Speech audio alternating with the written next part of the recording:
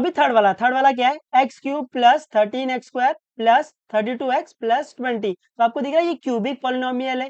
क्यों cubic polynomial है? क्योंकि डिग्री 3 है। तो आपको इस क्यूबिक पॉलिनोमियल को फैक्टराइज करना है ना, इस क्यूबिक पॉलिनोमियल को आपको लीनियर पॉलिनोमियल के प्रोडक्ट फॉर्म में लिखना है ना, उसको बोलते हैं फैक्टराइज करना। फैक्टराइज करना मतलब अगर डिग्री 3 है तो उसको तोड़ तोड़ के डिग्री 1 के प्रोडक्ट फॉर्म में लिखना है। ठीक है, तो सोल्यूशन में तो क्यूबिक पॉलिनोमियल को फैक्टराइज करने के लिए पहला स्टेप है फाइंड द जीरोस। पहले आप क्या करते हैं, जीरोस को फाइंड करते हैं। तो जीरोस क्या होगा, जो आपका ये कांस्टेंट नंबर है ना, इसका फैक्टर निकाल लो। इसका जो फैक्टर आएगा वो इसका जीरोस हो सकता है ना, द फैक्टर ऑफ 20। तो 20 का अपन फैक्टर निकालेंगे, तो 20 का जो फैक्टर आएगा ना वो जीरोस हो सकता है ऐसे।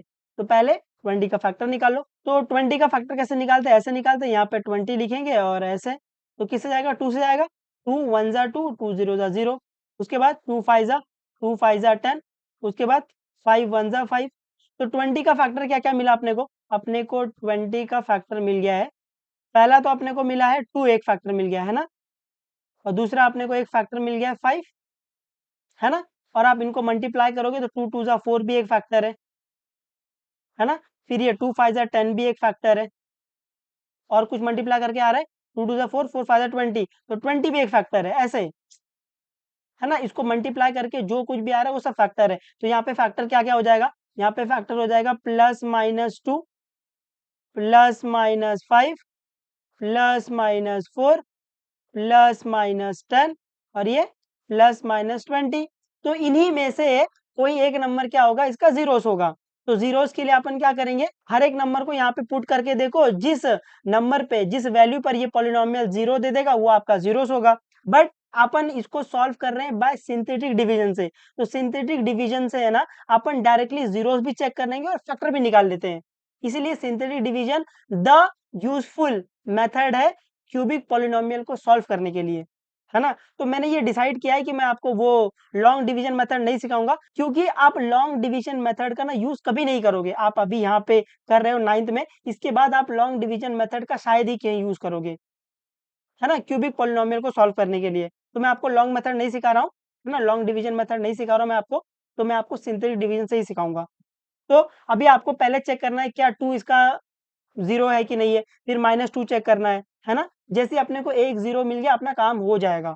तो अभी बाय सिंथेटिक डिवीजन, है ना, सिंथेटिक डिवीजन से अपन क्या करेंगे, क्यूबिक पॉलिनोमियल का फैक्टर निकालेंगे। तो सिंथेटिक डिवीजन के अपन क्या करते हैं, ये जो आपको पॉलिनोमियल दिया है इसका कोएफिशिएंट यहाँ पर लिखते हैं, और जो जीरोस अपने को चेक करना है उसको यहाँ लिखते हैं, है ना। तो पहले ये लिख लो। तो कोएफिशिएंट क्या है, कोएफिशिएंट पहला x³ का कोएफिशिएंट 1 है, उसके बाद 13 है, उसके बाद 32 है, उसके बाद 20 है।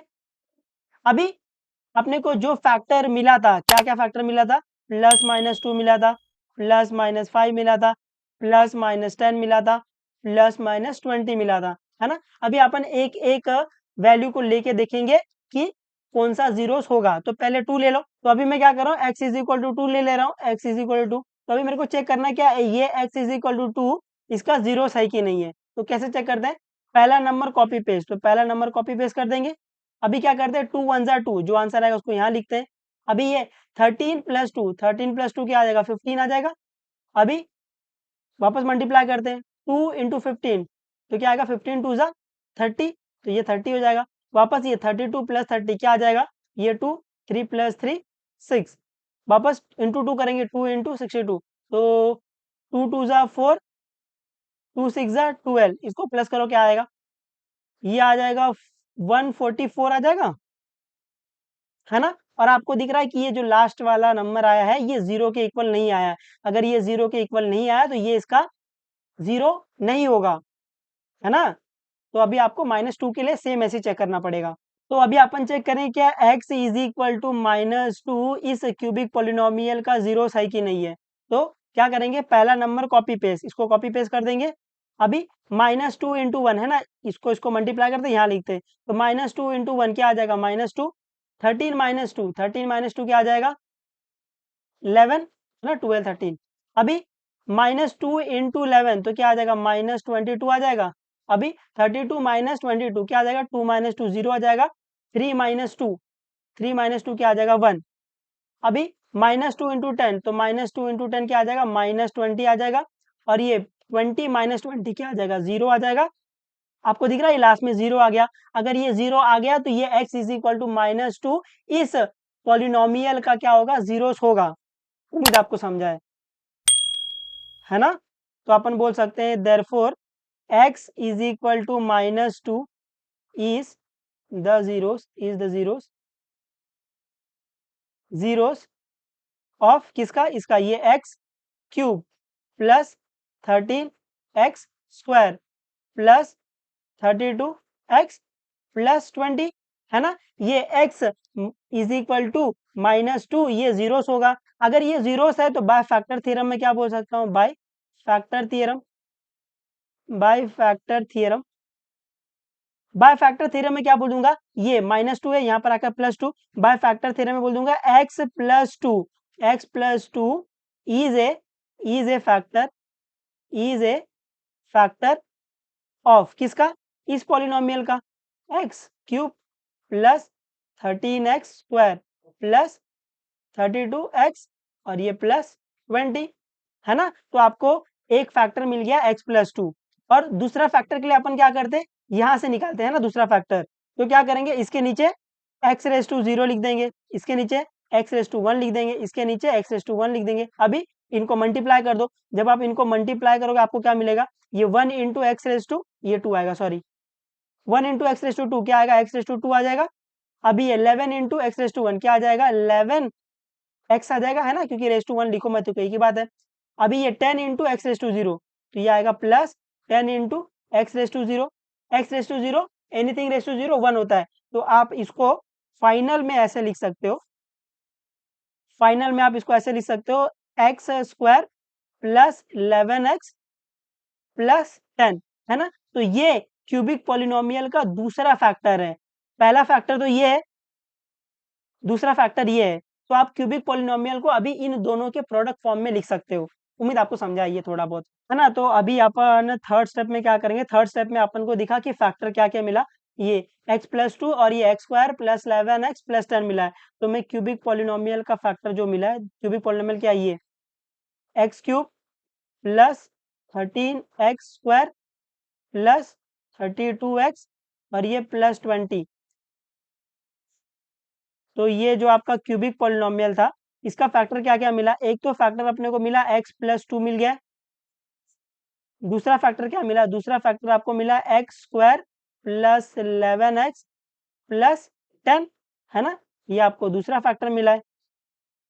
तो आप इस क्यूबिक पॉलिनोमियल के इन दोनों के प्रोडक्ट फॉर्म में लिख सकते हो। तो आप लिख सकते हो कि x³ plus 13x² plus 32x plus 20, इसको आप लिख सकते हो x+2 into x² plus 11x plus 10 है ना। अभी आपको दिख रहा है ये लीनियर है बट ये क्वाड्रेटिक है, और अपने को क्वाड्रेटिक पॉलिनोमियल सॉल्व करने आता है। तो इसको पहले ब्रैकेट में रख लो। तो अभी अपन क्या करेंगे, ये क्वाड्रेटिक वाला सॉल्व करेंगे। तो फोर्थ स्टेप में अपन क्या करेंगे, क्वाड्रेटिक वाला सॉल्व करेंगे। x² प्लस 11x प्लस 10, और इसको चाहिए तो इसको स्टार मार्क कर लो ऐसे, है ना, क्योंकि आप ये क्वाड्रेटिक पॉलिनोमियल को जो फैक्टर आएगा उसको यहाँ डालना है। ठीक है, तो अभी क्वाड्रेटिक पॉलिनोमियल अपन कैसे सॉल्व करते हैं, पहली वाली इंटू कांस्टेंट। तो पहली वाली इंटू कांस्टेंट क्या आएगा, 1 इंटू 10, 1 इंटू 10 क्या आ जाएगा, 10 आ जाएगा।